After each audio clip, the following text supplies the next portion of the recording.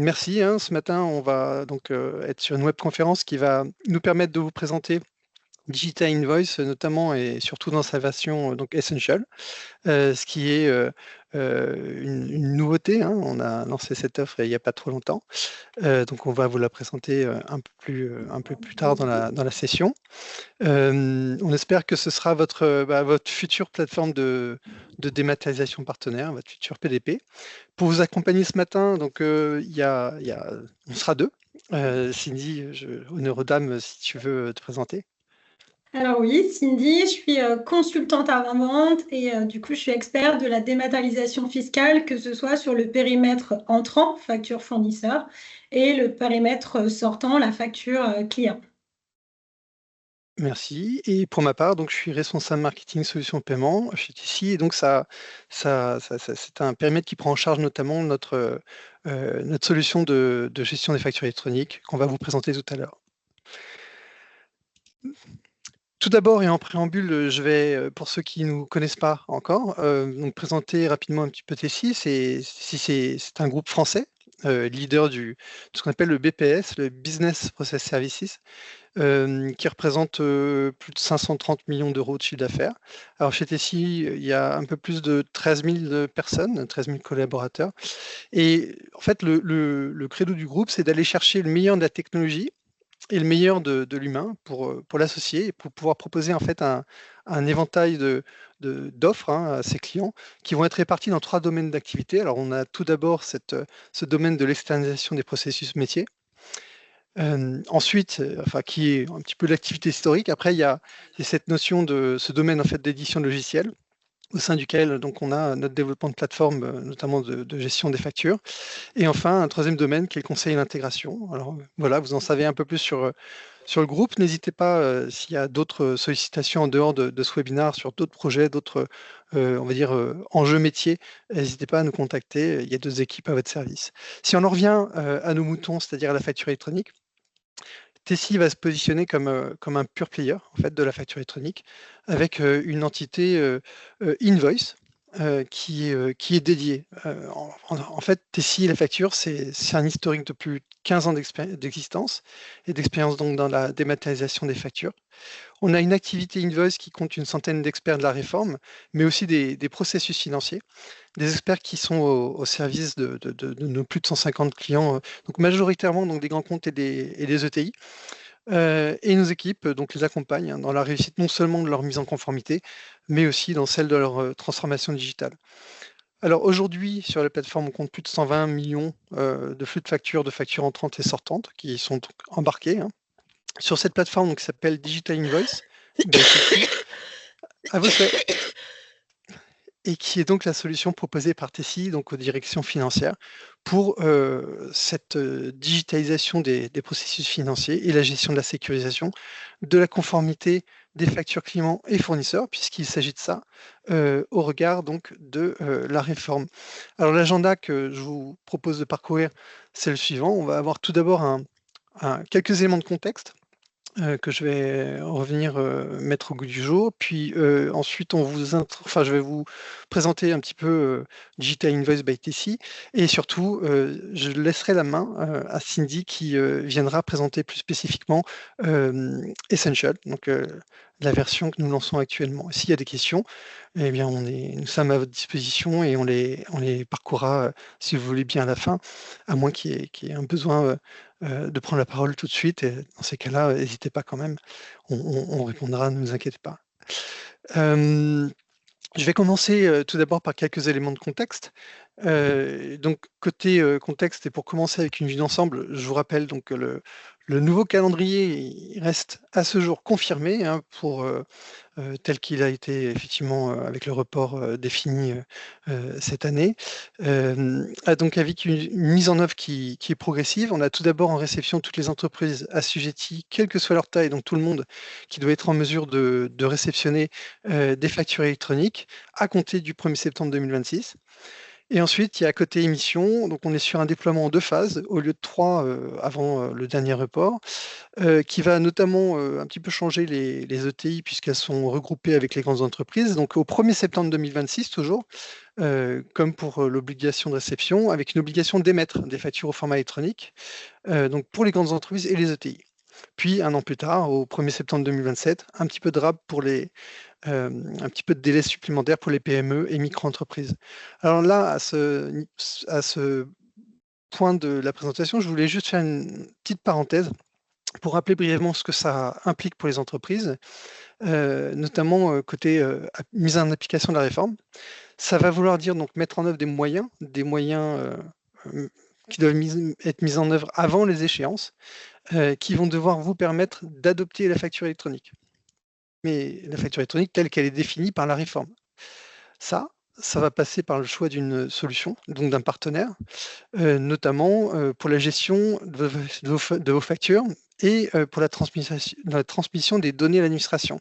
Alors, il y a cette question de est-ce qu'on va s'appuyer sur les services du portail public, le PPF, ou bien sur ceux d'une PDP? Juste pour vous rappeler qu'il n'y a pas de mauvais choix, mais à condition de bien mener quand même votre projet de préparation en amont, c'est-à-dire d'avoir fait un état des lieux de l'existant, notamment tout ce qui est outils, processus, format et état de vos référentiels. C'est important. La data, elle est au cœur on va dire, de votre stratégie projet et préparation. Donc, n'hésitez pas à bien faire cette cartographie et à partir de cette cartographie, de prendre le temps d'effectuer toutes les analyses de ce qui est sollicité par la chaîne de facturation. Il ne faut pas oublier non plus d'identifier les collaborateurs qui sont impactés et bien les embarquer dans cette transformation, dans cette conduite du changement qui n'est pas toujours si simple. Et donc là, à partir de là, vous serez en mesure de choisir entre PPF et PDP et surtout d'optimiser les bénéfices qui vont être inhérents à ce choix. Alors pourquoi je dis ça? Et c'est pour refermer après la parenthèse. Parce que lorsqu'on discute souvent avec nos clients, on est parfois surpris de voir que l'objectif premier, ou en tout cas le seul objectif qui est en vue dans leur identifié, c'est cette notion de mise en conformité vis-à-vis de la réforme, donc de la facture. Et au passage, il n'y a pas ce côté, au contraire, j'en profite pour optimiser ou maximiser ce projet de digitalisation pour que lors de la conduite de projet, le résultat qui est, ce soit les bénéfices qui vont découdre de l'adoption de la facture électronique. Et pour ça, désolé, je vais refaire la promotion un petit peu des bénéfices qu'il y a côté digitalisation, avec tout d'abord donc un passage à la facture électronique qui veut dire des données échangées qui sont donc au format numérique. Et de ce fait, donc, on a une digitalisation des factures qui va permettre de supprimer et surtout d'automatiser un certain nombre de tâches telles que certaines qui sont saisies de façon manuelle, tout ce qui est contrôle réglementaire et métier, ou encore effectuer des rapprochements et mettre en place des workflows de validation, optimiser certains processus qui sont issus des cycles procure to pay et order to cash. En tout cas, ce qui est certain, c'est que de façon plus globale, on va obtenir un réel gain en productivité et réduire significativement les délais de traitement.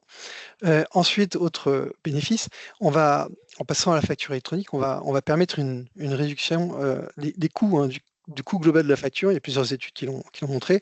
En dématérialisant les factures, vous allez économiser de l'argent sur les coûts qui sont liés à la facturation traditionnelle. Alors, on n'a plus besoin de trier, on va plus avoir besoin de trier le courrier, pas d'impression à faire, il n'y a pas d'affranchissement, il n'y a pas d'archivage physique des factures à terme.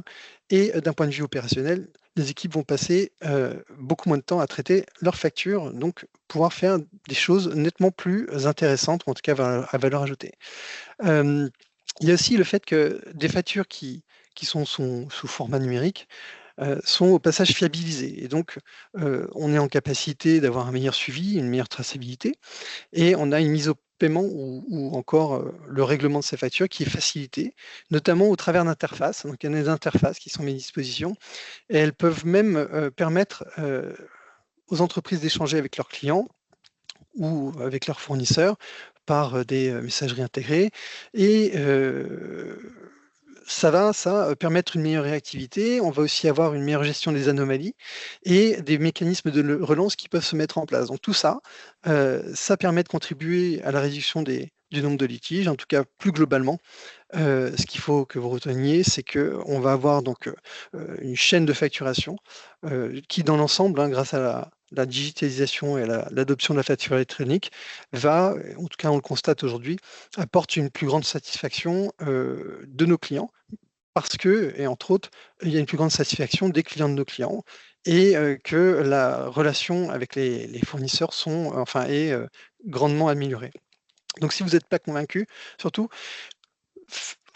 faites la démarche aujourd'hui ou encore hier de ce passage à la facture électronique, mais dans une optique on va dire, de comment gagner, comment voir ça comme une opportunité plutôt comme une punition, parce que c'est quand même assez important de ne pas le faire juste pour la réforme et pour cette mise en conformité, mais aussi et surtout pour justement maximiser les bénéfices qui en résulteront.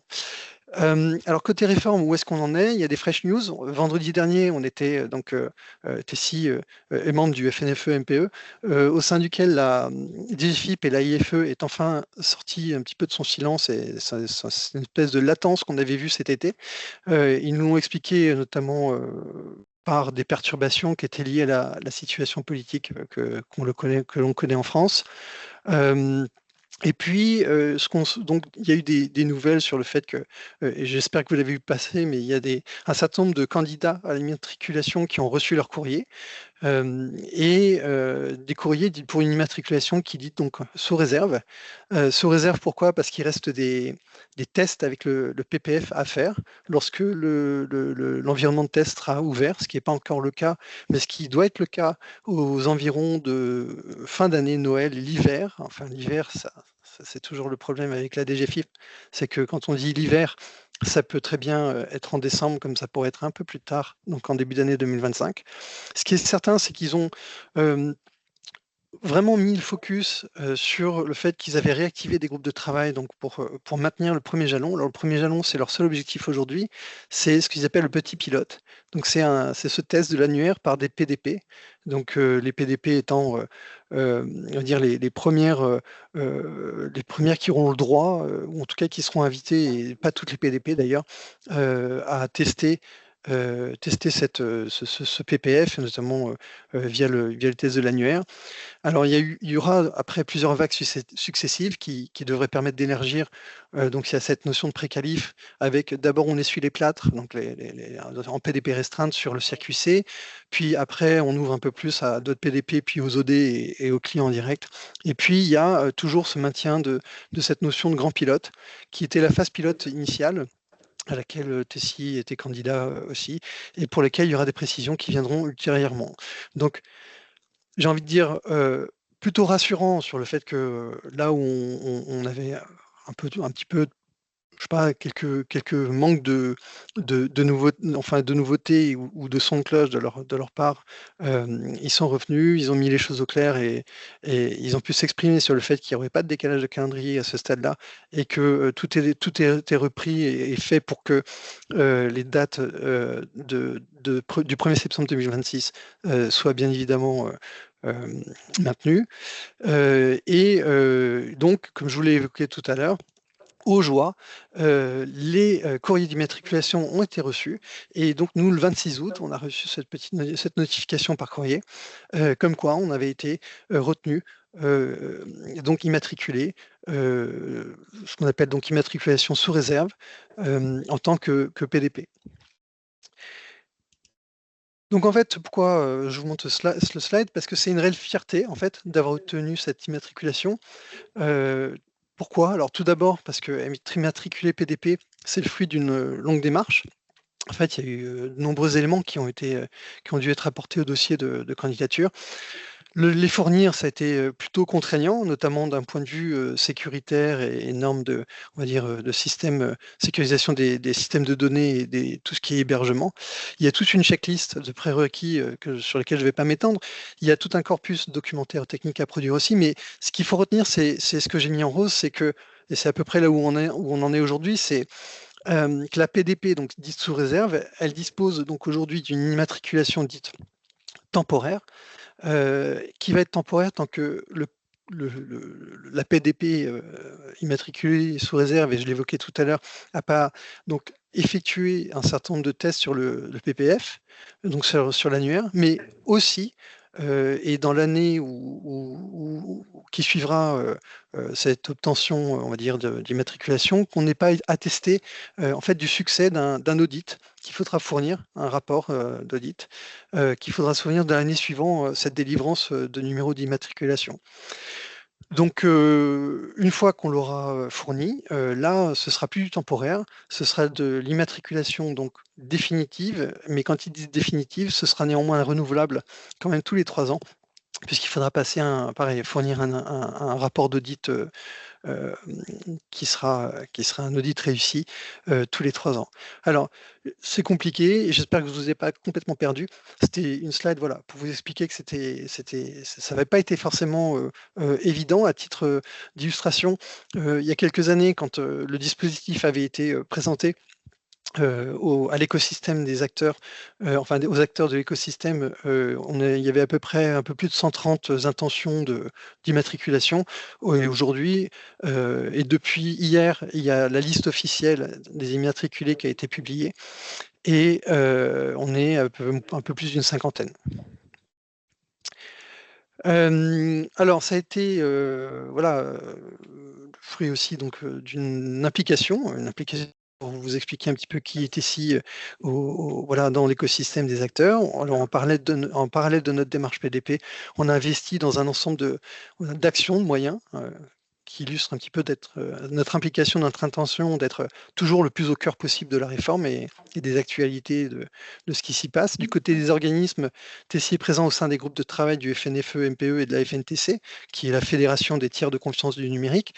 Du côté des certifications et des normes, on est au plus haut niveau possible pour ce qui concerne la certification ISO 27001, l'hébergement, d'ailleurs, qui est chez nous en France sur infrastructure en propre et redondée, donc on a un hébergement souverain. Les factures, elles sont signées, elles sont conformes au IDAS et elles sont archivées à la norme ISO 14641-1. On dispose d'une équipe qui est dédiée à la dimension PDP. Elle est composée d'experts. Eux-mêmes, ils bénéficient de l'appui d'un partenaire de certification, et on accompagne actuellement donc l'AIFE, enfin dès l'origine d'ailleurs, l'AIFE à la conception de la brique e-invoicing du PPF, et on assiste à différents et nombreuses réunions de travail et de réflexion qui sont organisées par le gouvernement. On a aussi une contribution étroite et une relation le plus fréquent possible avec la DGFiP, où on essaie de les faire venir dans des événements autour de la réforme, et dans l'effort aussi de communication qui fait qu'on fait partie de ce qu'on appelle la communauté des relais de la DGFiP. Et pour terminer, côté Tessie et la facture, Tessie est membre des réseaux Jena et PayPal, donc ce qui permet d'assurer un échange de données transparent et sécurisé à la fois au niveau européen et à l'international. Je vais vous proposer donc de découvrir la solution Digital Invoice. Alors, Digital Invoice by Tessie, c'est une plateforme qui couvre donc un ensemble des besoins de la chaîne de facturation. Alors, elle est à la fois riche fonctionnellement, elle est performante, elle est conforme à tous les niveaux. Fonctionnelle parce que c'est une solution qui est 100% intégrée Tessie et native P2P et O2C, avec une particularité notamment dans le choix de son architecture technique. Alors je m'explique. En fait, la plateforme, et Cindy en parlera un peu plus tout à l'heure côté Essential, il y a un parti pris sur le fait qu'elle soit composée donc de 2 modules qui sont distincts. Un qui va opérer les services du périmètre PDP, et l'autre du périmètre, ce qu'on dit OD, c'est-à-dire opérateur de dématérialisation. Alors ce choix, pourquoi? Parce que ça va permettre d'avoir une gestion décorrélée des 2 modules. S'il y a des montées en version, s'il y a des choses ou des évolutions réglementaires sur l'un, on ne veut pas affecter l'autre, et vice-versa. Et donc ce qu'on va voir, c'est donc ces 2 modules. Et on va avoir donc tout un ensemble pareil de fonctionnalités qui vont être disponibles, notamment pour intégrer l'automatisation des processus P2P et O2C, mais aussi pour proposer un traitement omnicanal des factures. Ensuite, la plateforme, elle est performante. Alors, elle est performante, elle est capable de traiter plusieurs centaines de millions de factures par an. Elle est composée d'une architecture en microservices et elle est basée sur le système Kubernetes pour l'obtention voilà, de plus de scalabilité. On est sur des notions d'agilité. C'est une plateforme donc hautement disponible, interopérable avec la majorité des plateformes et applicatifs du marché. Et finalement, troisième dimension, elle est conforme, donc j'en ai parlé de façon un peu, voilà, je l'ai évoqué tout à l'heure, mais on a cette immatriculation PDP qui est un gage de haut niveau de sécurité et d'implication dans des domaines sécuritaires. C'est une solution qui est donc compliant by design. Alors ça veut dire quoi? C'est-à-dire que sa conception, dès sa conception, elle a été développée pour être en conformité avec les requis de la future réglementation au niveau RGPD notamment, et les différentes normes et certifications sont là aussi pour montrer qu'on a fait tous nos devoirs pour être au meilleur niveau d'un point de vue conformité. Je vais maintenant passer à la slide suivante pour vous parler un petit peu de cet ensemble fonctionnel. Alors, Digital Invoice, c'est une plateforme SaaS, c'est modulaire. On a voilà, toute cette dimension de capture omnicanal, extraction des données, contrôle technique, réglementaire et métier, on a des interfaces métiers, des portails fournisseurs pour portails clients. Alors, on a toute une dimension fonctionnelle. Je ne vais pas parcourir toute la liste, mais retenez que la solution embarque tout le nécessaire fonctionnel pour l'optimisation des processus procure-to-pay et la gestion des factures fournisseurs d'un côté, et de l'autre côté, donc ça c'est côté entrant, mais et de l'autre côté, côté émission, on a la même chose côté optimisation des processus order to cash et gestion des factures clients. Ce qui fait le petit plus T6, c'est quoi? C'est que Digital Invoice, T6, c'est une solution qui peut être complétée en amont ou en aval de la chaîne de facturation par des services qui vont être propres aux activités du groupe. Alors, avec par exemple, en amont, on peut proposer des missions courtes d'audit, pré-projet, ce qui aide nos clients à mieux appréhender ce qu'ils ont à faire, leur projet, la réforme. Et on a la possibilité d'accompagner aussi nos clients dans la mise à jour des référentiels, dans des campagnes d'affiliation, de rémédiation, de solliciter même nos centres de relations clients s'il y a du recouvrement amiable à mettre en œuvre, ou même d'utiliser nos centres d'éthique. Donc c'est un positionnement qui nous permet de proposer une solution qui va être conforme, fonctionnellement riche, et qui va pouvoir répondre à des enjeux qui vont bien au-delà de la simple dématérialisation et de la mise en conformité de la facture. Donc ça, c'est assez unique sur le marché. On a de plus, et je l'avais évoqué tout à l'heure, une capacité à être en mesure de répondre à des besoins qui vont au-delà du simple territoire français, puisque on a une extension de couverture possible qui est assurée par notre adhésion au travers du GENA et au réseau PayPal, et en appuyant sur quelques partenaires clés qui vont permettre justement à TSI de faire toute cette notion de validation de la facture électronique, les vérifications de données obligatoires, suivant les différentes réglementations, et d'assurer le respect de l'archivage local et garder une accessibilité nécessaire pour les potentiels audits. Digital Invoice, elle est à disposition des grandes entreprises depuis de nombreuses années dans une version qu'on appelle Enterprise, avec une approche donc plutôt projet, où nos clients ils vont bénéficier de la dimension conseil, expertise et méthodologie projet, ainsi que des capacités d'intégration et de développement. Et à la demande de nos clients ETI et pour lesquels le PPF ne suffit pas ou n'est pas adapté, ou dans un contexte de façon plus globale où une grande partie des ETI aimerait bénéficier des services d'une PDP sans pour autant devoir surinvestir. Alors on a lancé donc une version essentielle avec dedans l'essentiel des services qui sont attendus d'une PDP. Je vais passer la main donc à Cindy pour vous la présenter plus en détail. Oui, merci. Ce qu'il faut retenir en fait de l'offre essentielle, c'est qu'on s'est posé et on s'est demandé mais comment vont faire la plupart des ETI sur le marché, parce qu'en fait, ils ont besoin de ce contexte, cette brique réglementaire, cette PDP pour se connecter, parce qu'en fait, ils ont quand même un gros volume qui nécessite de l'automatisation, c'est-à-dire qu'on ne peut pas aller plugger 3000 ou 4000 factures par mois tous les jours sur le PPF, mais à la fois, ils n'ont pas un besoin qui est très complexe d'opérateurs de dématérialisation, parce qu'ils n'ont pas besoin de workflow complexes, ils n'ont pas besoin de gestion de rejet, ils ont des contrôles assez simples. Et c'est en réfléchissant sur ça, en disant 2026, il y a une obligation Mais comment nous, on va y répondre? Et c'est pour ça qu'on a créé l'offre essentielle, c'est pour adresser finalement ce socle de PDP, uniquement le socle PDP. On enlève en fait tous les éléments les fonctionnalités dont vous a parlé Florent tout à l'heure. Et on a cette brique de conformité qu'on va plugger finalement au PPF ou à la PDP émettrice ou réceptrice. En fait, tout dépend de le canal. Et donc, autour de ça, on a créé 3 briques de la brique essentielle. C'est-à-dire qu'on dit, il peut y avoir un besoin qui concerne uniquement la facture fournisseur, parce que j'ai besoin de réceptionner les flux venant d'une PDP ou du PPF et de le traiter en interne, avec des contrôles assez simples, c'est-à-dire que je vais aller contrôler des motions métiers, le numéro de commande, le fournisseur, et je vais avoir de l'archivage. Je vais avoir encore un peu de capture d'email parce que je peux avoir encore du flux des fournisseurs étrangers. Et derrière cette brique, je vais avoir la brique PDP avec l'ensemble du contexte réglementaire. Parce que j'ai besoin que de la facture fournisseur, parce que la facture sortante, j'ai une faible volumétrie, je le traite autrement. Il peut y avoir la brique uniquement facture sortante, c'est-à-dire que j'émets vers la PDP, le PPF, et si j'ai des clients finalement à l'étranger.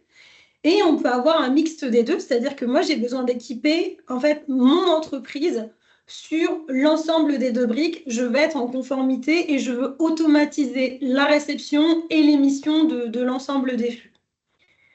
Et concrètement, comment ça se décline si on est d'abord sur le périmètre fournisseur? Sur le périmètre fournisseur, on va avoir les PDP de nos fournisseurs et le portail public de facturation qui vont être en capacité de nous envoyer des flux.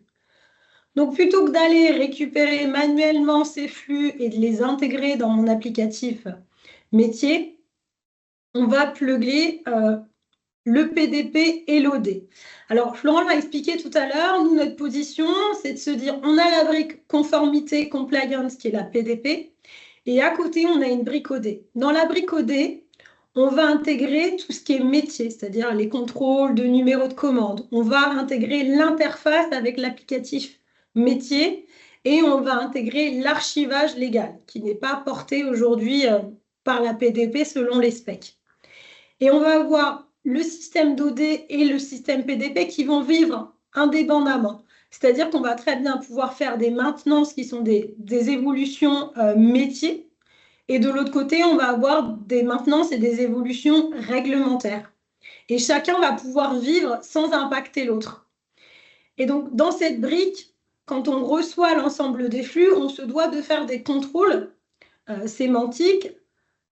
C'est tout ce que nous dit en fait les spécifications aujourd'hui qui ont été mises à jour. Je ne vous dis pas c'est la dernière version parce qu'on en a eu des versions.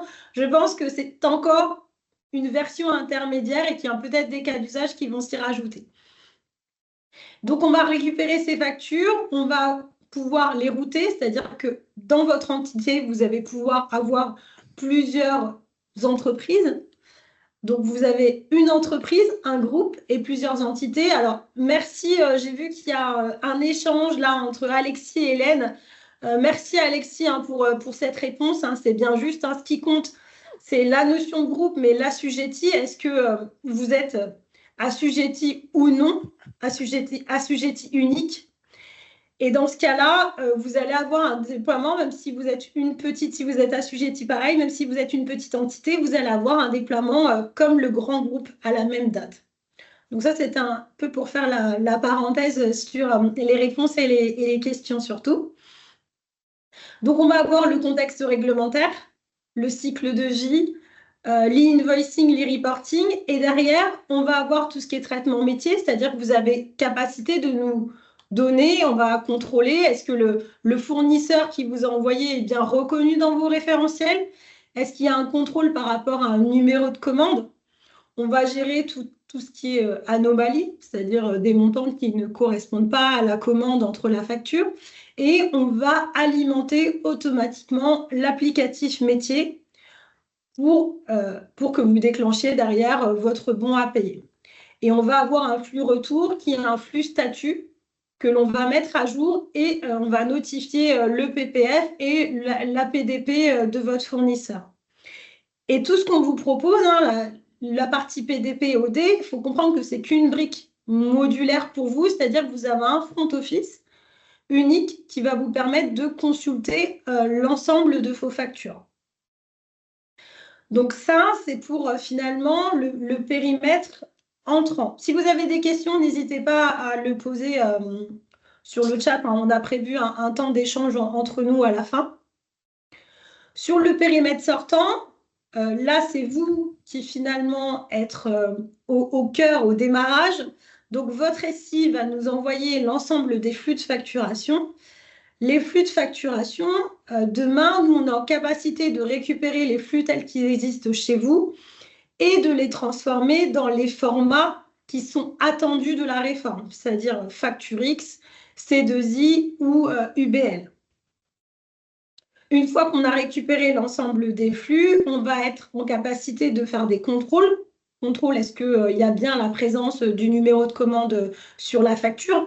Avant de générer l'original de la facture, on va faire un certain nombre de contrôles. Une fois que les contrôles sont passés, on va archiver la facture. Et derrière, il y a la brique PDP qui, elle, va être en lien avec les PDP de vos clients et le portail public de facturation pour en fait émettre l'ensemble des factures. Donc, on va faire des contrôles. Pareil, les contrôles sémantiques qui nous sont demandés. On va avoir cette notion de code routage. Donc, on aura une interface avec l'annuaire du portail public de facturation pour savoir où est-ce qu'on envoie la facture. Au travers de l'annuaire, on saura si c'est une PDP de vos clients ou si c'est le PPF directement. On va gérer le cycle de vie parce que le PPF et la PDP vont nous remonter des statuts et on va gérer le cycle de vie. On va pouvoir mettre ces statuts, alimenter ces statuts dans votre applicatif métier et on pourra aller sur de l'e-reporting si vous, par exemple, vous gérez du B2C dans votre facturation. Et cette capacité, toujours, on parle de réforme, mais cette capacité même dans l'offre essentielle de pouvoir envoyer des emails vers des clients qui ne sont pas touchés par la réforme, mais vous avez quand même besoin de communiquer avec eux et d'envoyer directement l'ensemble de vos factures. Donc ça, c'est un peu les deux périmètres, le contenu de l'offre. Concrètement, comment ça se matérialise au niveau des interfaces? Donc, la première interface, c'est que vous allez avoir un tableau de bord. Donc, il va vous permettre de voir à l'instant T l'ensemble des statuts. Donc là, par exemple, on a les statuts rejetés, refusés, en litige, intégrés dans le SI et hors délai, c'est-à-dire qu'on peut avoir les statuts de la réforme, les 14 statuts du cycle de vie, mais on peut avoir des statuts complémentaires qui sont liés à votre métier. Et derrière, en fonction des statuts, on peut voir le nombre de factures qui sont dans le statut et on peut aller les consulter pour traiter ces factures-là. Donc ça, c'est le premier instance, on est sur un tableau de bord. Derrière, quand on va un peu sur la gestion des factures et consulter une facture, on a la capacité d'aller faire une recherche, de consulter sa facture et de voir les données de la facture. Donc, en haut, on a l'évolution de la facture. Typiquement, là, sur l'intégration, vous voyez un warning, c'est que la facture n'a pas été intégrée parce qu'il y a un contrôle, par exemple, un contrôle de doublon, un contrôle de mention manquante qui a été faite et n'a pas pu être intégrée dans le système. Donc, vous avez quand même cette solution d'alerte dans la plateforme. Et après, en plus du lisible de la facture, hein, bien sûr, hein, vous allez avoir un lisible, peu importe le canal de réception ou d'émission de la facture, on produit toujours un lisible et vous avez les données qui sont accompagnées de ce lisible avec les données d'en-tête et pied de page et des données métiers. On n'oublie pas qu'au travers de cette interface, il y a toujours une communication qui est faite avec vos fournisseurs ou avec vos clients. Et donc, on a mis en place une interface qu'on appelle aujourd'hui messagerie qui va permettre en fait d'avoir des échanges directement dans l'interface et qui sont tracés. directement. Et le dernier, c'est la gestion de la conformité. Toujours au travers de la même interface, vous allez pouvoir aller consulter les factures en e-invoicing, en reporting avec la synthèse du e-reporting. Vous allez pouvoir avoir l'annuaire et la gestion du cycle de vie. Donc tout ça dans un contexte réglementaire et tout ça dans la même interface. Alors, pour répondre à une question, Tessie aujourd'hui traite l'ensemble des cas d'usage qui sont dans les spécifications, dans l'annexe cas d'usage. Et effectivement, seul le FactureX aujourd'hui a un lisible, mais l'UBL et le CDUSI, on est obligé de créer un lisible pour que les comptables puissent consulter assez facilement la facture. Donc ça, c'était une question d'Alexis, je me suis permise de répondre en même temps. Les services activables, c'est-à-dire que en fait, aujourd'hui, dans l'offre essentielle, il y a la PDP, ce qui permet finalement d'échanger avec le PPF et avec les PDP clientes ou fournisseurs, mais il y a un certain nombre de services autour sur lesquels, typiquement, on pourrait très bien faire une reprise de l'existant, reprendre tous vos flux qui existent aujourd'hui et le stocker dans un même coffre-fort, donc à valeur probatoire. On est toujours sur un archivage 10 ans, hein, on répond au contexte réglementaire.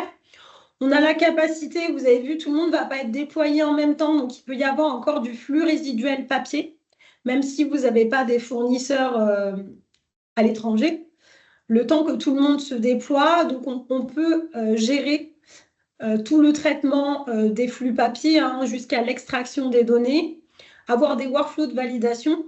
Si votre applicatif ne le traite pas, on peut mettre en place des workflows de bons à payer, des workflows de gestion des anomalies et un portail fournisseur sur lequel le fournisseur il peut venir déposer, saisir ses factures et surtout consulter les statuts de ses factures, ce qui évite de sursolliciter les équipes comptables. Et au niveau du sortant, sur l'émission, alors le papier va être amené à disparaître, mais si vos clients veulent encore sur une phase transitoire recevoir du papier en attendant le déploiement de 2026, parce que l'offre essentielle, on peut la déployer dès maintenant, on peut être sur ces éléments-là avec un portail client et la capacité d'avoir des gestions des anomalies. Et autour de ça, on a un tableau de bord que je vous ai présenté, mais on peut aller un peu plus loin avec un outil de business intelligence, un outil de BI qui va permettre de traiter l'ensemble des données de la facture et d'avoir des tableaux qui vont vous permettre, des tableaux, des histogrammes, d'avoir un suivi global de l'ensemble des données de la facture, que ce soit sur de l'invoicing ou de l'e-reporting. Merci Cindy pour cette présentation de l'offre essential. Moi, je vais terminer juste par cette slide qui est un petit peu nous expliquer pourquoi nous choisir. Alors, tout d'abord, pour notre expertise, Tessie, c'est une des PDP, donc leader en France, qui est impliquée à tous les niveaux et au plus proche de la réforme. On en a parlé un petit peu avant. Ensuite, on investit toujours au service de l'innovation. Tout d'abord pour enrichir la plateforme d'un point de vue fonctionnel, notamment avec l'hyper-automatisation. C'est la période en ce moment avec l'insertion de tout ce qui est machine learning et puis différents types d'IA au sein d'un certain type de services, mais surtout aussi toujours pour mieux accompagner nos clients. Alors qu'il s'agisse de mettre en œuvre ou mettre en place des cellules dédiées, alors comme celle qui est spécifiée sur la slide, qui est une spécifique EDI, qui permet une grande réactivité quand il y a ces demandes, ou pour maintenir nos équipes même au plus haut niveau d'expertise, avec toujours toujours se garantir qu'on soit à la page et le plus on va dire le plus informé possible. Donc il y a ces investissements, et puis aussi parce qu'il y a cette notion aussi de couverture qui n'est pas seulement en France, mais aussi là pour vous accompagner à l'international, pour que, voilà, côté invoicing, vous soyez les mieux accompagnés possible et jamais limité dans le voilà, dans ce que votre partenaire peut vous apporter. Euh, Pourquoi on parle de couverture européenne et internationale, notamment parce que pour ceux qui ne seraient pas trop au courant, il y a une initiative européenne qui s'appelle VIDA pour VAT in the Digital Age, qui est donc un projet en cours, mais prévu pour une mise en application aux environs de 2030. Donc on a encore du temps et en même temps voilà, ça va venir de façon de plus en plus euh, actuelle ou en tout cas de plus en plus concrète au fur et à mesure que les années passent. Dans tous les cas, nous vous remercions hein, de nous avoir suivis ce matin. Euh, Digital Invoice, voilà, Tessie et son activité Invoice, c'est de nombreux clients, mais dans tous les secteurs et quels que soient les domaines. Je propose, compte tenu du temps dont nous disposons, de passer aux questions.